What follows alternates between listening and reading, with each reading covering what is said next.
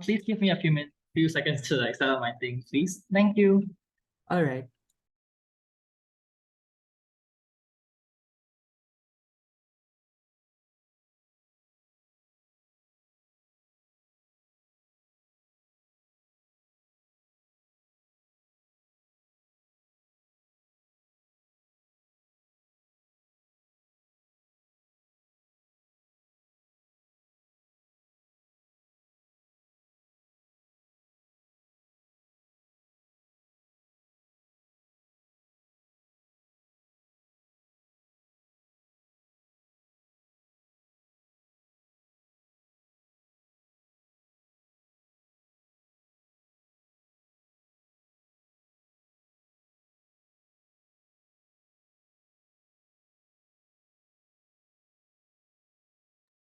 Hey, just to check, am I audible and visible right now?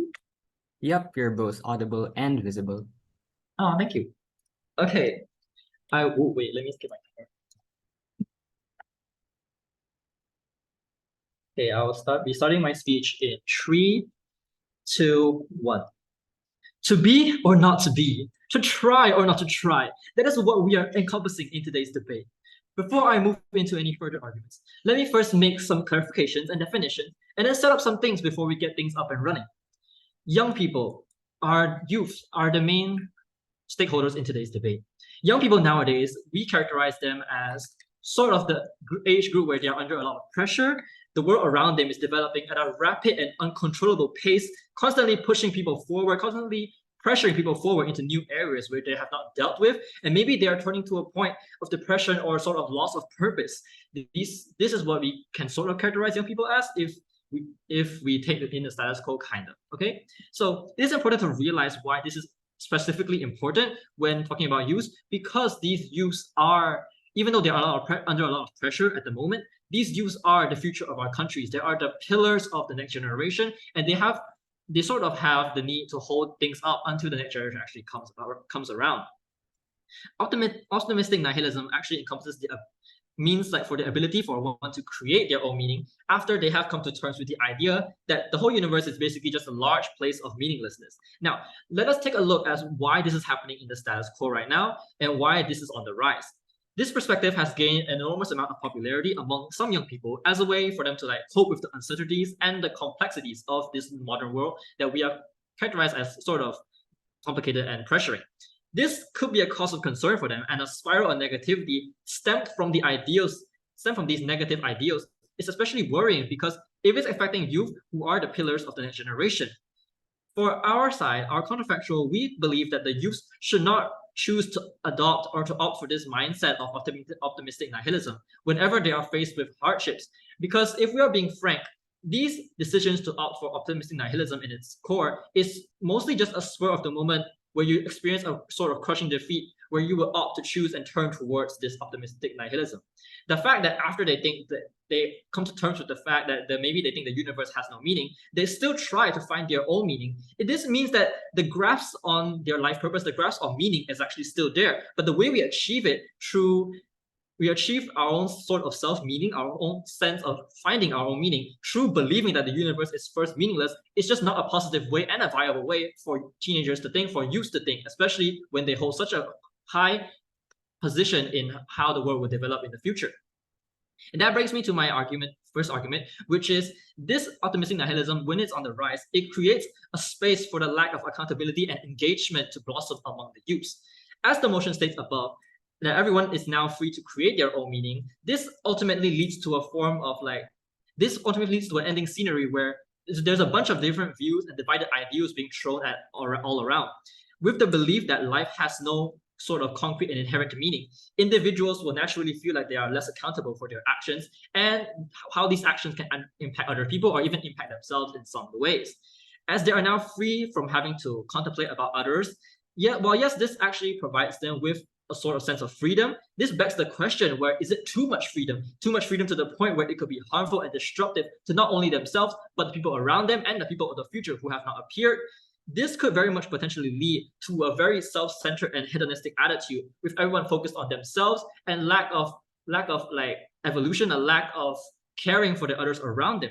While in status quo, this may exist, that there's still sufficient people around, this sort of focusing on yourself is definitely important. We believe that the rise of this optimistic nihilism, with the rise of this would lead to a more dire consequence. This is get more serious with the lack of empathy and apathy around the human race.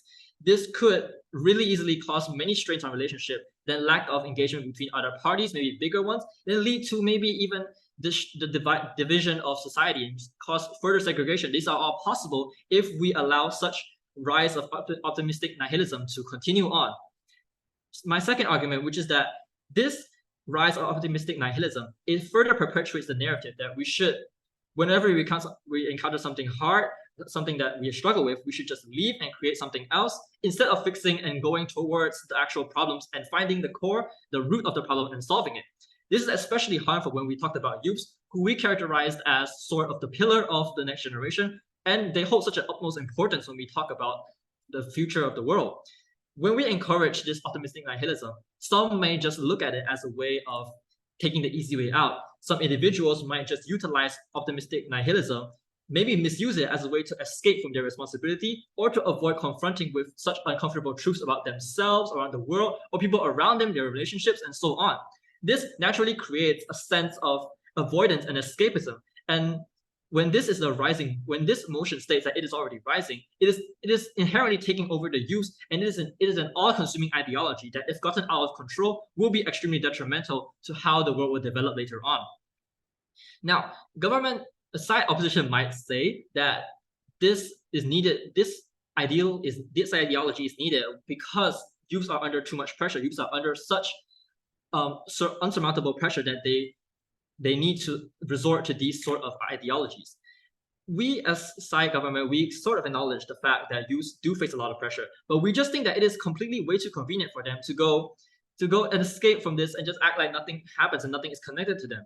See, when no one chooses to fight for what's right, no one chooses to fight for what's going to happen, what then? The world would not be able to stand and will not be able to continue on. Yes, while we do think that it can be seen as sort of unfair for that the youths are faced with such pressures, but it's also because of such pressures that they are existed. It is because of this pressure that their ancestors have strived, and now they are here. This is why they have the chance to exist in the first place.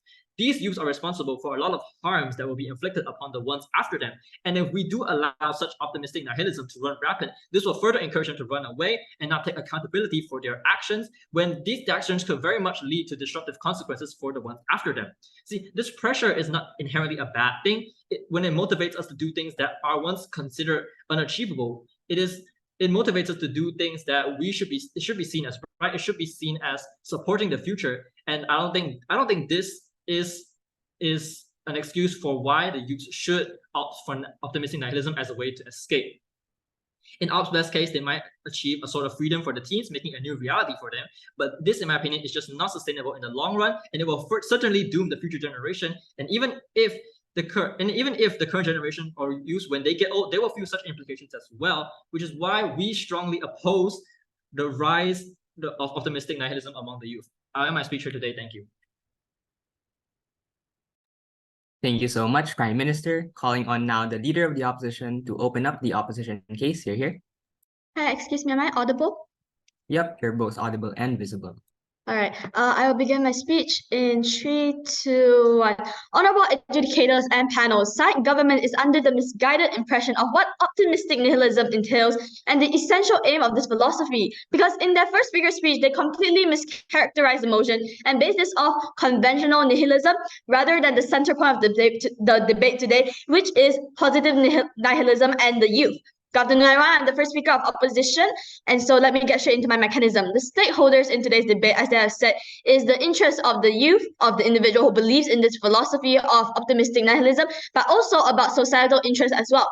We must firstly acknowledge that optimistic nihilism differs from conventional nihilism. So optimistic nihilism basically takes the outlook and the view that life and the universe has no fundamental meaning to it. Thus, they can do whatever they want within the confines of the law.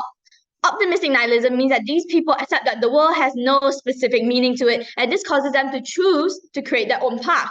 That is optimistic nihilism. So it holds a general positive outlook on life and the world in general. That is how nihilism and optimistic nihilism differs, because optimistic nihilism is a motivational form of it and encourages people to do things which are better for their personal well-being.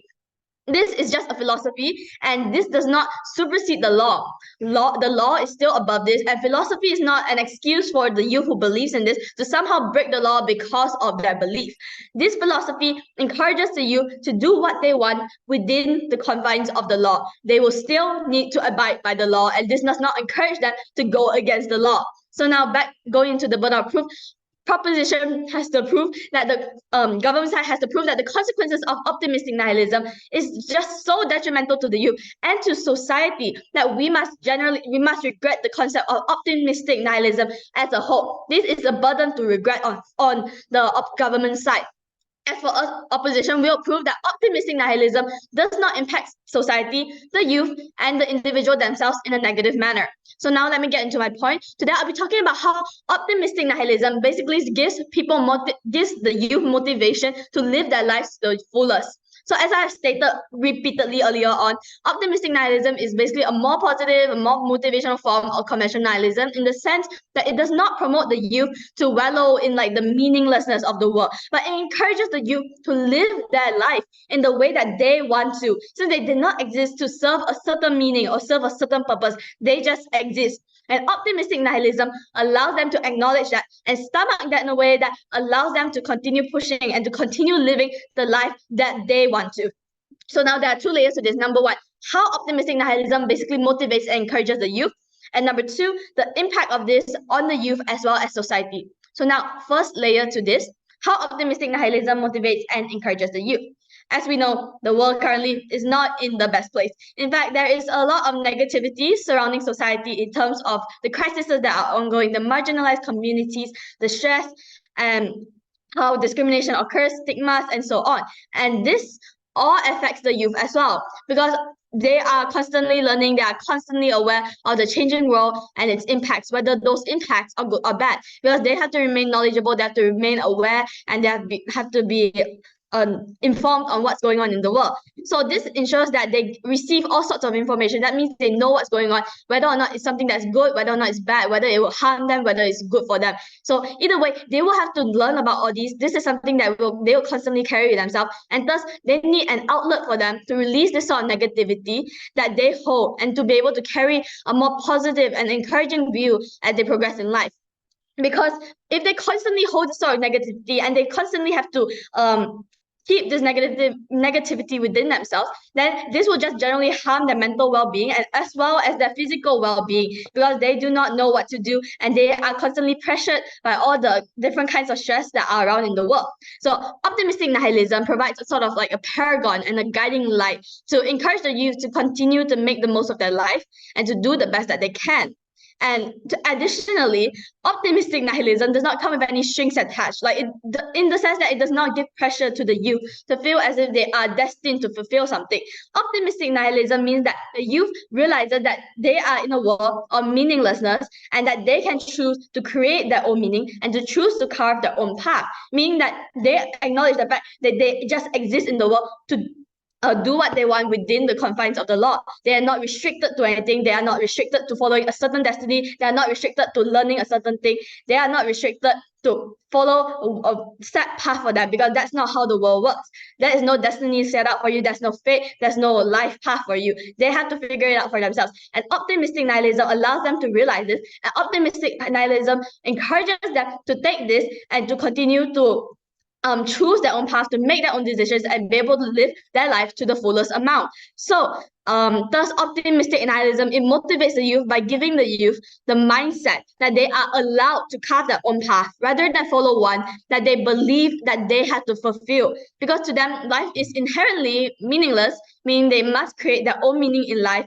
and of life itself, which allows the youth to be able to choose their own path without a sort of pressure to follow their destiny or their fate, because they get to create, they get to make their own destiny. Because that's what optimistic nihilism is trying to encourage. It's encouraging these the youth to be able to think for themselves and to be able to make their own decisions rather than take on a restricted, a confined path that they believe that they must fulfill, because that is not how the universe works and that is not how life works as well. Second layer to this, the impact on optimistic nihilism on the individual and society. There is inherently no harm to either society or the youth, because it does not attempt to encourage the youth to act outside of the law. Since optimistic nihilism, it encourages and motivates the youth to do like whatever they want in their life and to not be held back by pressure. They shouldn't be held back by what other people want them to do. It allows the youth to be independent in terms of their own choices and their own mindset in life. By encouraging the youth to think for themselves, like for instance, in making their own decisions in life, it fosters independence and critical thinking rather than confining them to a fixed structure of the meaning of life, because there is essentially no meaning to life. You create your own meaning. By allowing the youth to make their own decisions and carve out their own destiny, essentially, it also works in their favor of the well-being of the youth, because it reduces the stress and the pressure they feel in life, as they no longer feel pressure to go down a certain path that was designed for them by others or like a higher being. By allowing them to choose the life that they want to live, they live a happier, a freer life where they do not feel dampened or shut down by the conventional idea of the need to serve a purpose for the world. Thus, I rest my case. Thank you. Thank you so much, Leader of the Opposition. Calling on now the Deputy Prime Minister to extend the government case here. Thank you. Can you please give me a little bit of time to set up my stuff? Yeah, sure. Thank you.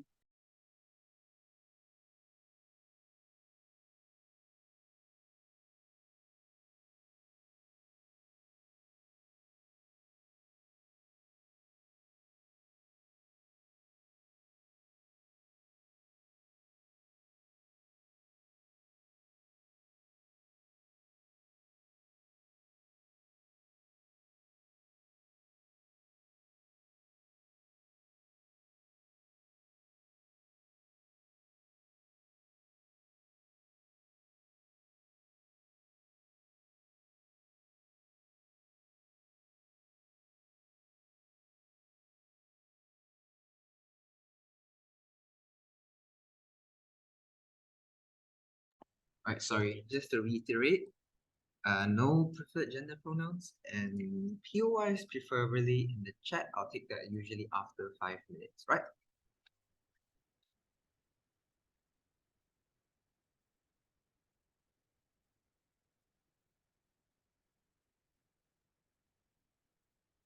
Okay, so to start the debate, when this motion was first released, it was a motion that actually really hit home, right? Because recently, I've been struggling with a lot of mental health things, right? And as a youth myself as well, there are a lot of times where I look at the world and I just think that if only everything was meaningless, right? If only I could just throw everything away, I can just start over, everything just fresh slate, everything clean, nothing else matters. The only thing that matters is me.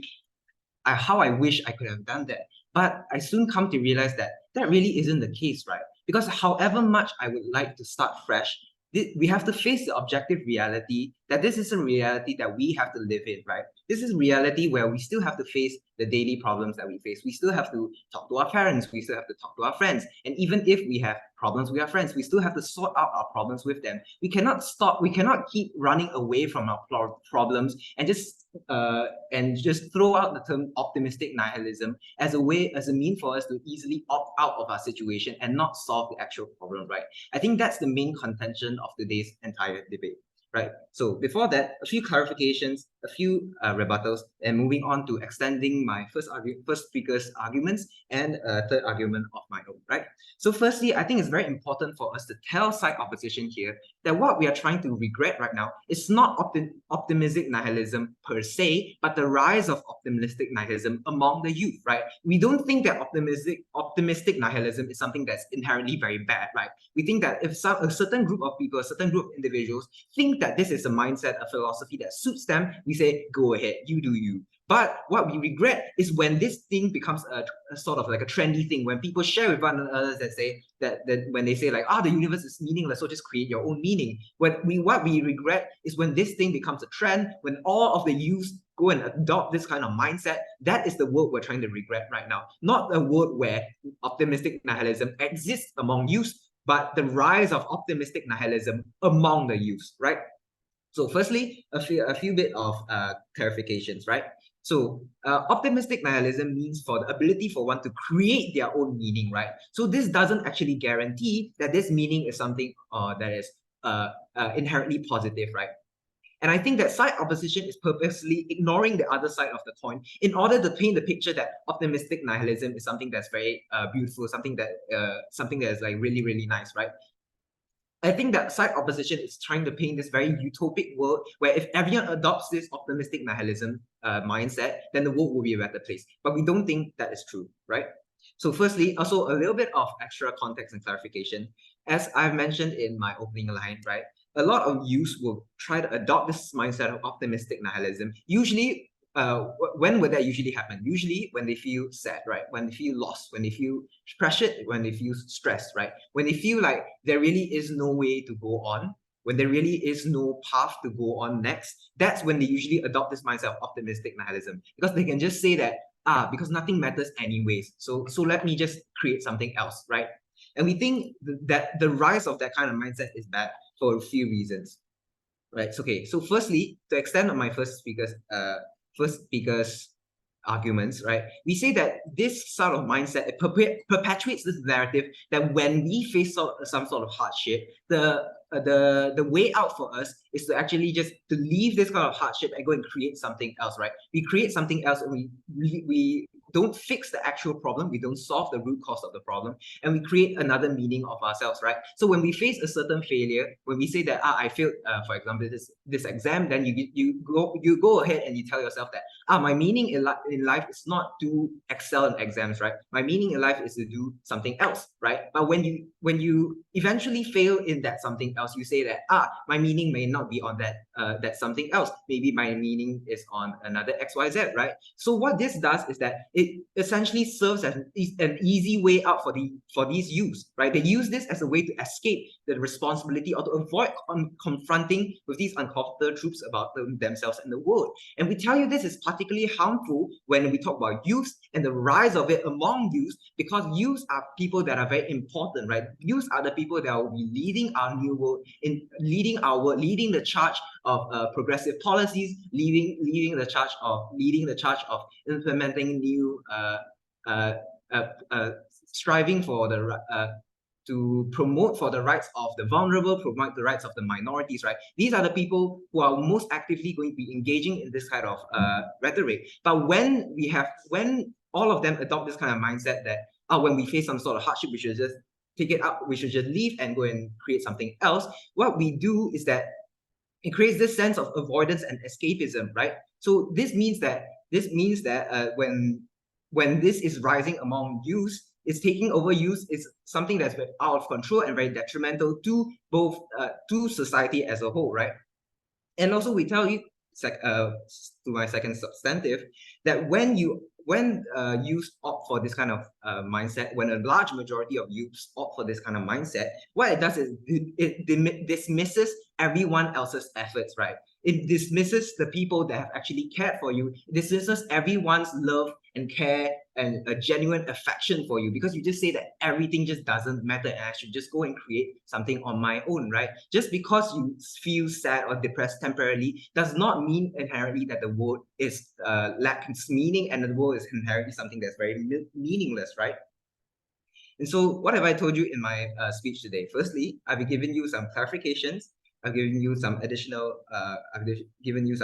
context, namely that these sort of mindsets usually happen and perpetuate when someone starts to feel very depressed or someone starts to be really sad, and they use this as a way to escape out of their current problems and escape from the responsibilities of the world, right? And I go on to extend my first speaker's arguments that this is important. This will create a sort of a domino effect where a lot of people start to adopt this kind of mindset. It becomes a trendy mindset where the youth start to adopt this kind of mindset on a large scale, right? And also, I give you an additional substantive, namely that it dismisses everyone's efforts everyone efforts that have put you in the place that you are, including your parents, your families, your ancestors, and so on and so on, right? So before I end my speech, I would just like to tell all the youths out there who are struggling, before you dismiss everything in your life as meaningless, remember that there are people that are rooting for you, right? There are people that are caring for you. So even if that you feel that no one is caring for you, at the very least, I am rooting for you.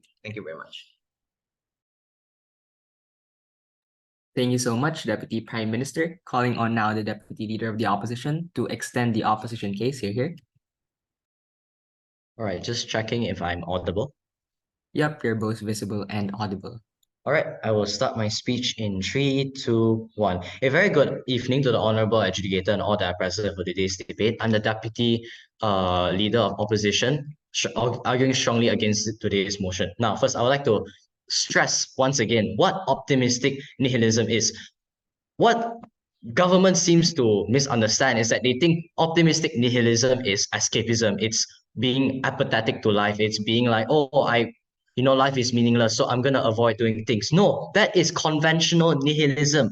Optimistic nihilism is looking at a situation like, oh, this is happening. And because life is meaningless, therefore, I am going to try and attempt to try and rectify something. Because I know that ultimately life is meaningless. Ultimately, even if I do fail, it doesn't matter. So I'm going to try and do it anyway.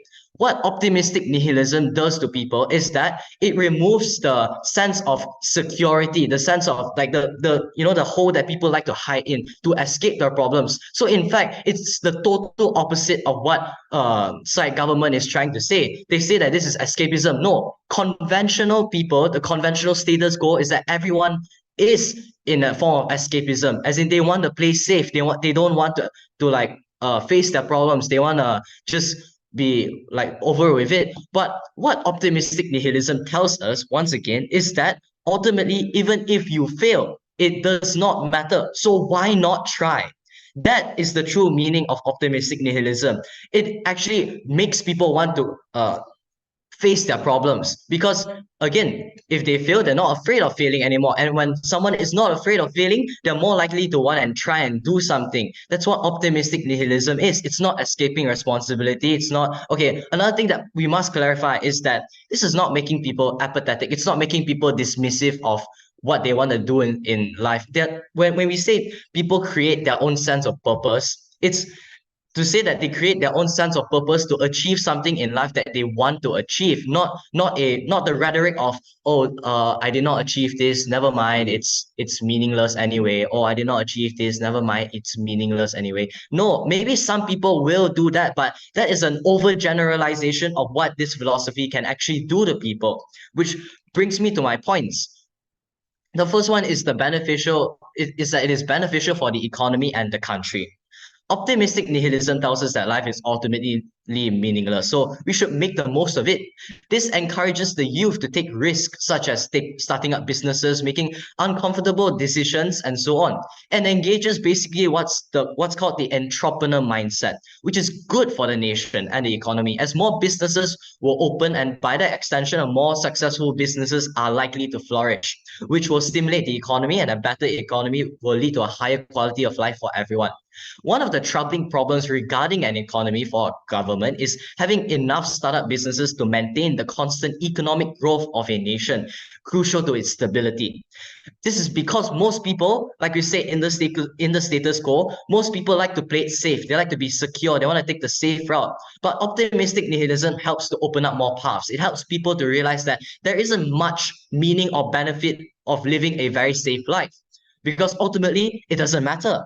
So it helps people to overcome that fear, to overcome that insecurity, and makes people more likely want to explore. And therefore, there'll be more entrepreneurs, there'll be more businesses, and we'll have like a better economy. Now, on to my second point is about developing more independent critical thinkers and a progressive society. This is add on to my first speaker's speech. Optimistic nihilism urges people to create their own understanding of the world. Therefore, they are not as easily indoctrinated by organizations that seek to control and limit critical thinking. This is because the philosophy makes them realize that since the world is meaningless, that they are in charge of their own fate. Many organizations, such as cults, tend to be able to control people through the false rhetorics of a supposed destiny, that they must do something or whatever they're told so that they can either avoid some sort of catastrophe or be rewarded in the afterlife. This often gives people a false sense of security and makes them lethargic and play life the safe way. Which I have explained in my first point. And it's not very conducive for an economy if everyone likes to play it safe. Whether this is true or not, it does not matter because it all happens in the afterlife, which means that there is no tangible benefit for our current society and how we currently live. Therefore, this philosophy actually helps to overcome that and breed strong and independent people who are self-aware, a self-aware population, which makes it more conducive to progress faster in technology and development without being held back by often regressive beliefs through life has a purpose rhetorics that often limit the autonomy and ambition of an individual. Like I said, I'm not generalizing every single. I know that some people like to have a purpose in life, which is why this regret motion is not to say that everyone should. This is a regret motion. We're not saying that everyone should adopt optimistic nihilism, but what we're saying is that we should not regret it because it has a lot of benefits and it has helped a lot of people. What the government side has to prove, however, is that optimistic nihilism is so bad that we must regret it because it has brought negative connotations to society, which it has not. They have not really proved any way how it has brought any type of negative connotations to society, because all their claims are based on nihilism, conventional nihilism, and not optimistic nihilism. They have completely misunderstood what optimistic nihilism is about. Once again, it's actually countering escapism. It actually helps people overcome the fear of insecurity and helps people to explore the world and live the life that they want to live, to be in control of your own fate. And this is not to say that they're going to be dismissive of all their family members and all that stuff. No, ultimately, people are still realistic. They still have to adhere to life. So they have to adhere to the law and they have to adhere to things that make their life, function well. Obviously, if they're going to be apathetic, then they're not going to achieve anything in life. And that's just counterintuitive. That's not what optimistic nihilism is. That could happen in any type of philosophy. It could happen in the status quo. That does not represent solely optimistic nihilism. In fact, optimistic nihilism at its best, it's directly countering that point. So in order to summarize my points, optimistic nihilism leads to better independent thinking, which stimulates the entrepreneur mindset and helps for a good economy, makes better leaders, and makes people less susceptible to indoctrination. And with that, I rest my case. Thank you. Thank you so much, Deputy Leader of the Opposition. Calling on now the government whip to extend the government case. You're here.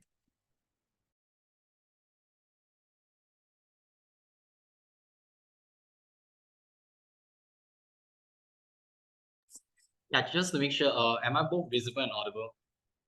Yep, you're both visible and audible. Yeah, okay. Before that, on behalf of the whole Hin Hua 1 team, we'd like to thank the Hin Hua Debating Society for being present, and also the Hin Hua Track and Field team for also being present somehow. And yeah, we couldn't even come to the semi-finals without all your support, so thank you very much. Okay, with that out of the way, yeah, sorry for that. QI preferences, preferably in the chat, I'll take it at 5 if I have the time. And no preferred gender pronouncers. I'll be starting my speech in 3, 2, 1.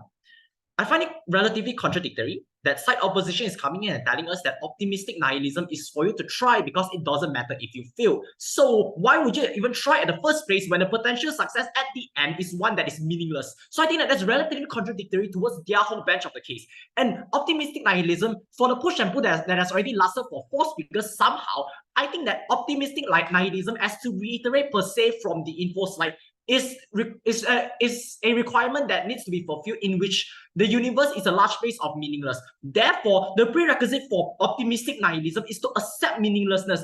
Thereby, the end means nothing, and thus any commitment is directed at a black hole without compensation. And that destroys any form of intrinsic motivation towards success, and therefore that is why escapism should be abided in today's debate. Okay, I'll deal with opposition's main argument, which is youths can live life to their own desires. This is an argument coming from government, and here's how we take it down. Let's take down their logic first. Why is optimistic nihilism worse when the pursuit for excellence is in your desired field is unfortunate and you feel disconnected to the world? Number one, given that the prerequisite here is that life has absolutely no meaning, therefore it discredits any past commitments that you have in life. Second, optimistic nihilism is something that is stackable, or at least has the tendency to stack, because it is something that is based on innate emotions. Therefore, opting out is much more preferred, as it is way easier when it comes to actually coming across any forms of hardship.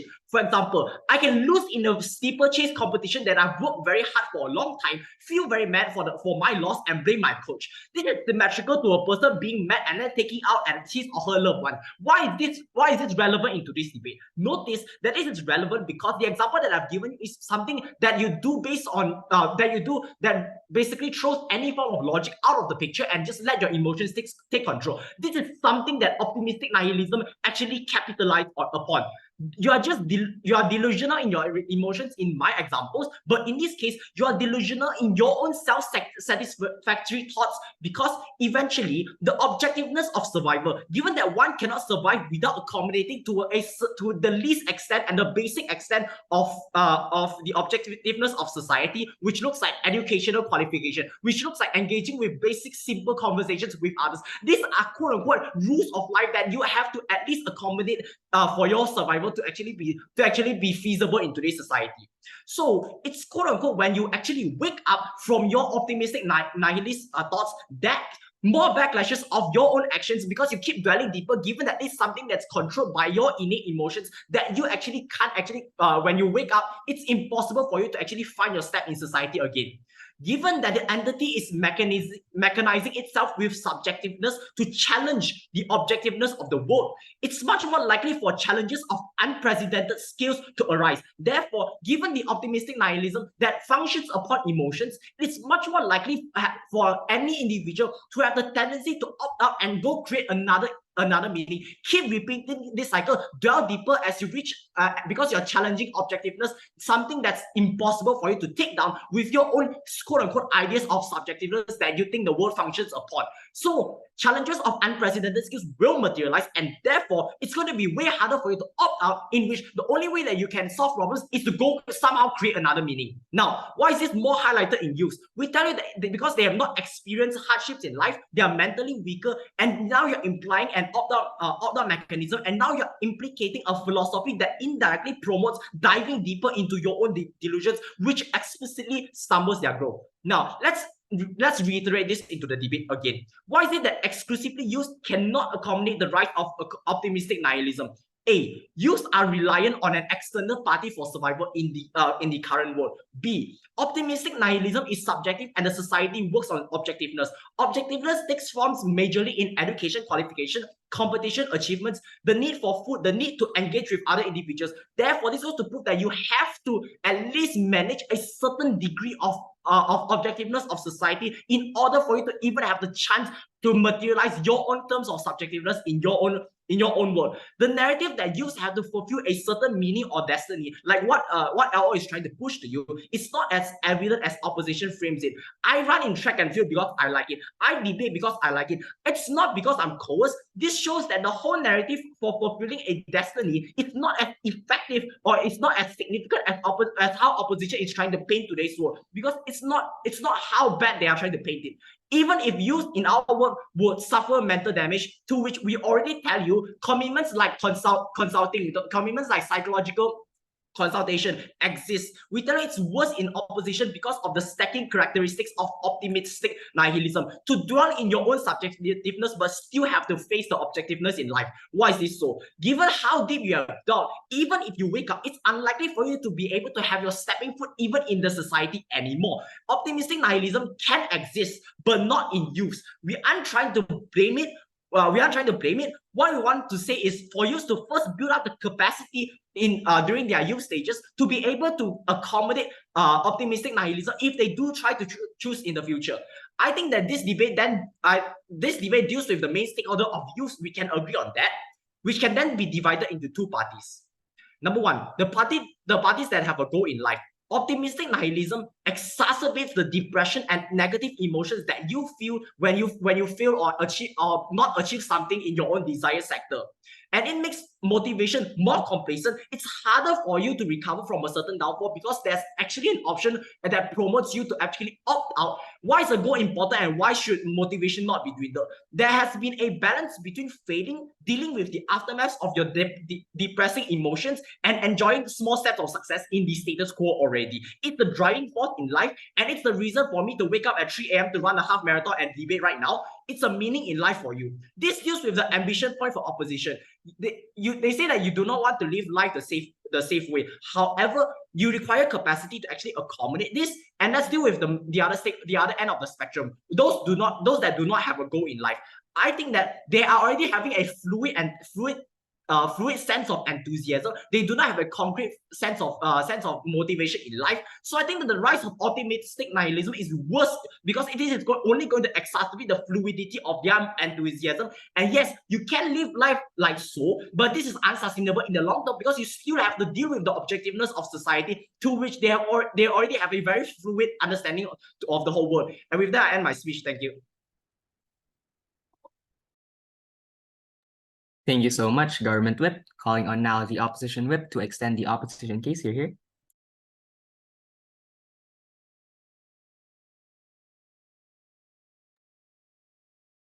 Hi, mic test. Am I audible and visible? Yep, you're audible and visible. Great. Give me a moment.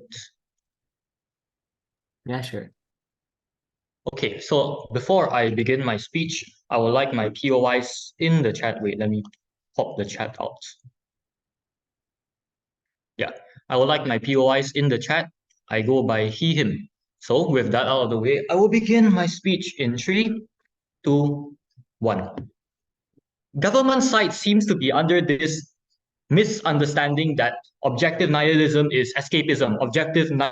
Optimistic nihilism is escapism. Optimistic nihilism just provides you an escape route when you're stressed. Optimistic nihilism is letting your emotions take control of you after you suffer a failure. So I am going to take this time to read to you the info slide provided on what optimistic nihilism is.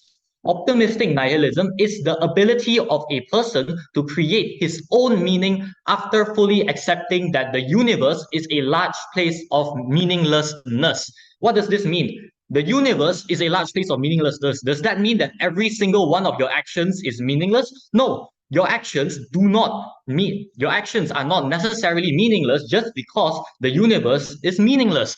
The universe can be meaningless, but you can find the meaning in the universe. That is what optimistic nihilism is. You create your own meaning after accepting that the universe is a large place of meaninglessness because, yes, society is objective, but that is what optimistic nihilism is about. You combat the objectiveness of society and you interpret it in a subjective way so that you understand society, so that you understand life.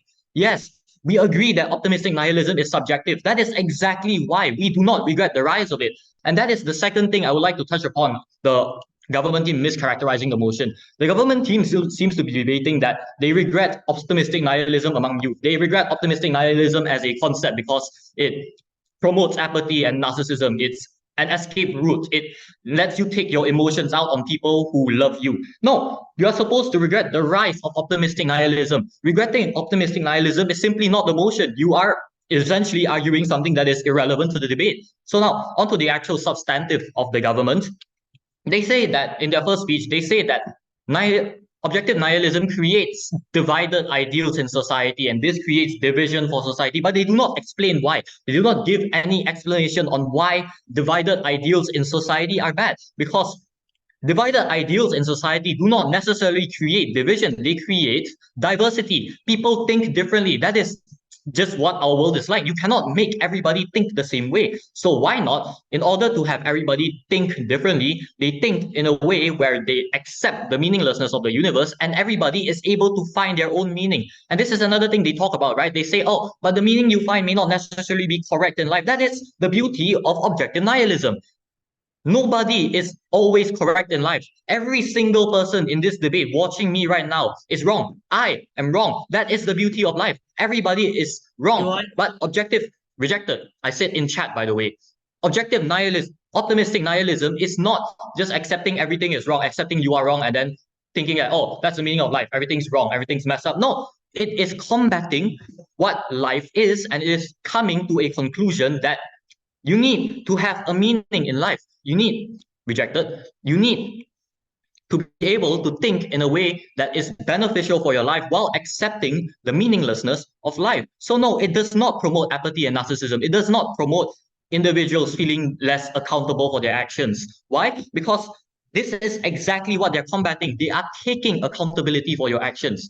Why have I done my action? The universe is meaningless. That's out of the way, right? I've done this thing in this meaningless universe. Why is it relevant if the universe is meaningless? Optimistic nihilism isn't thinking all of your actions are irrelevant. No, it is coming to a conclusion about why they are relevant in a universe that is irrelevant. That is what optimistic nihilism is. And we do not regret the rise of it, because the more people who are able to come to terms with this fact of the universe being meaningless, their own actions having meaning, being able to look for the meaning in their own actions, the more people, the more youths that are able to come to grasp with this concept, the better, right? The rise of optimistic nihilism is a good thing. They say that escapism is not the solution to stress in youth, and we agree. Do not use escapism as an outlet for your emotions, because it doesn't actually solve the problem. You are just running away. But that is exactly what optimistic nihilism combats. It doesn't make you run away from your problems.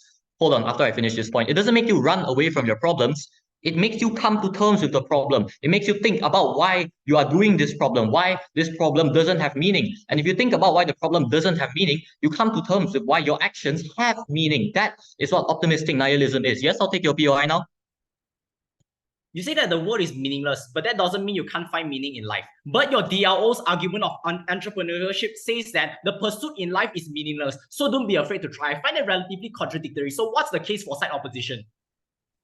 You are mischaracterizing what my deputy leader said. He said that failure is meaningless if you think that life is overall meaningless. And it is. Everything is objectively meaningless in the universe, but that doesn't mean that everything is conventionally meaningless to you. Just because it's meaningless to the universe does not mean that it is meaningless to everybody around you. And it does not mean that you are essentially taking everything around you for granted. So yes, my deputy leader's point still stands. Then you say that optimistic nihilism is contradictory, because why would you even try if your success is meaningless, right? But again, the universe being meaningless does not mean that your success in the universe is meaningless. Perhaps your success in the universe is meaningless in the grand scheme of things, in the fact that it doesn't actually change anything in the world. It's meaningless to the universe as a whole. But your success is meaningful to you. That is what optimistic nihilism is. You find the meaning in the meaningless universe so that your actions have meaning. You think, oh, my failure is meaningless in the grand scheme of things, so it's okay, I can try again. It's not the end of the world. It doesn't mean like, oh, I failed my exam. Life is meaningless. Everything I do is messed up. I'm a terrible person. I'm just going to give up now. No, that's just normal nihilism. And that is not what we are regretting.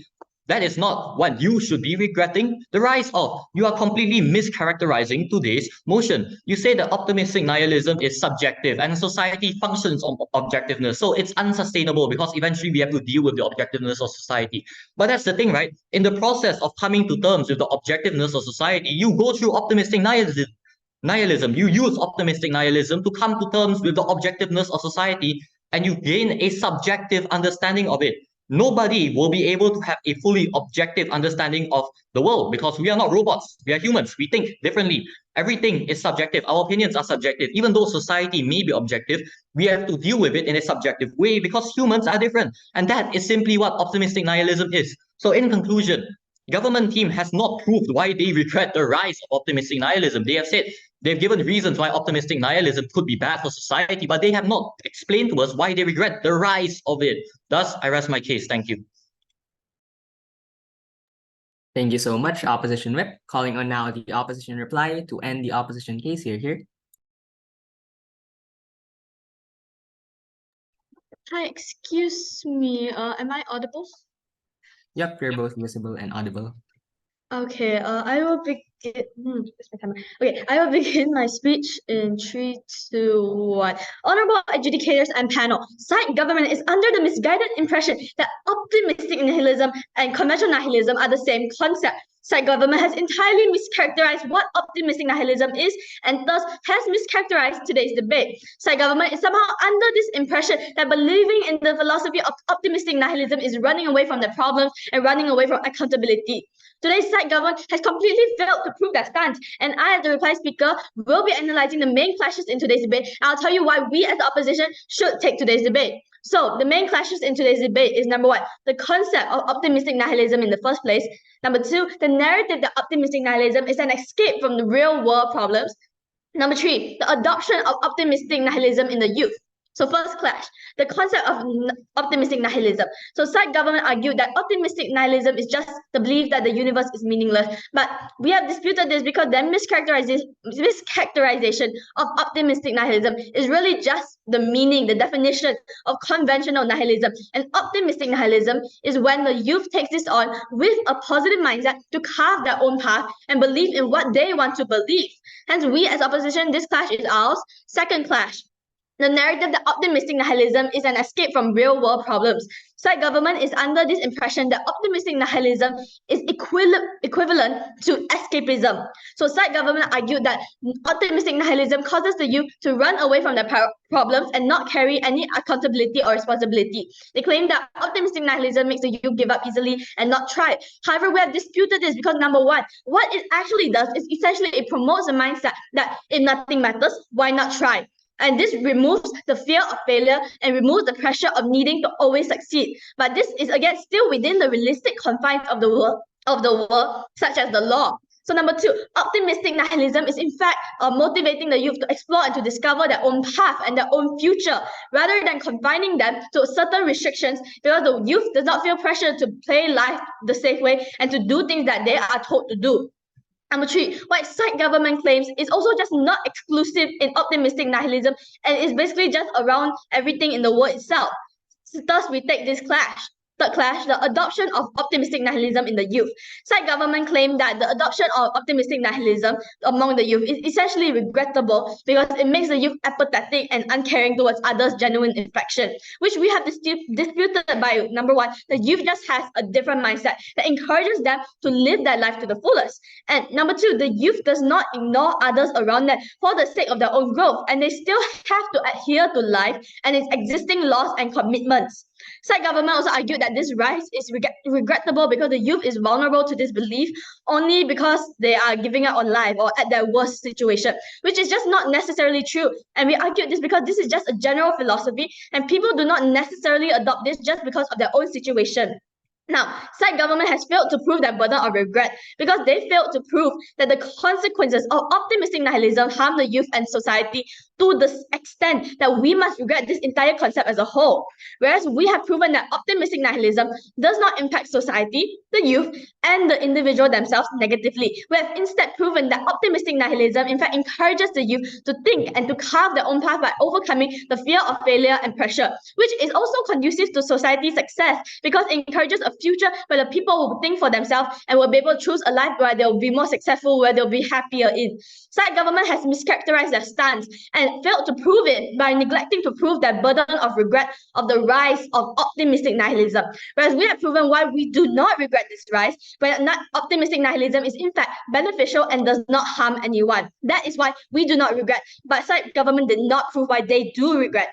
In our counterfactual, neither societal interests nor the interests of the youth are compromised because they get to carve their own path and it does not harm societal interests. With the clashes resolved in our favor, we as opposition should take today's debate. Thank you. Thank you so much, opposition reply. Calling on now the government reply to end the debate. Hear, hear.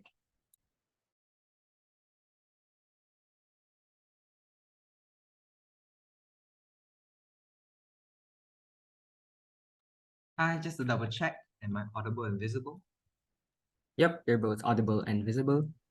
Need a little bit of time to set up my stuff. Thank you. All right.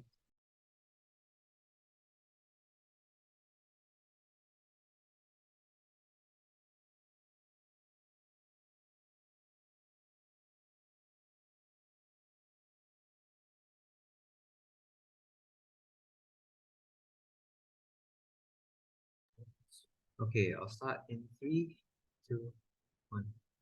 Two characterizations of optimistic nihilism in today's debate. Only one can win. We tell you why cite government's definition of an optimistic nihilism world where you adopt this mindset on a large scale is one that is more likely in today's debate, right?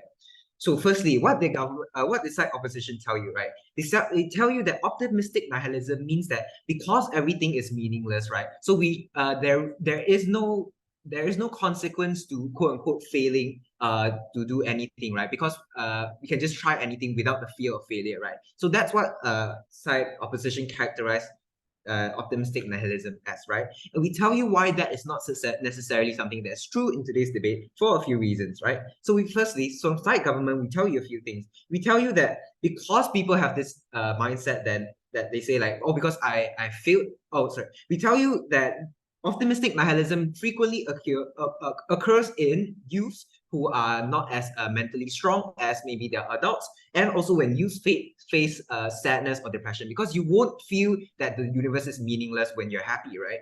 So we tell you that optimistic nihilism oftentimes appears in youths that are sad, depressed, or going through hardships right now, right? So we tell you that this kind of mindset is a mindset in which they can say that, it's because I'm going through a hardship right now, it's okay because it's meaningless anyways, right? So I can just turn my attention to something else. But we tell you why that is bad for a few reasons as well. So we tell you that because you always have to adhere to the objectivity of life, that life necessitates some necessary requirements for you to keep on fulfilling like your quote-unquote potential that side opposition wants to fulfill and create the meaning that you want. You still have to adhere to these basic necessities and basic objectivity of life, which side opposition has consented to as well. So when you want to go and challenge this sort of objectivity of society inherently, what you do is you keep diving deeper into the mindset of optimistic nihilism. When something doesn't work out for you, in the end, what do? You say that, oh, it's okay, it's meaningless, it's okay, I can create a meaning elsewhere, right? So that's what we try to tell you, right? That optimistic nihilism doesn't equate to escapism, but it can lead to escapism, right? And I don't understand why side opposition keeps trying to tell us that we have not proven the rise of why the rise of optimistic nihilism is bad, right?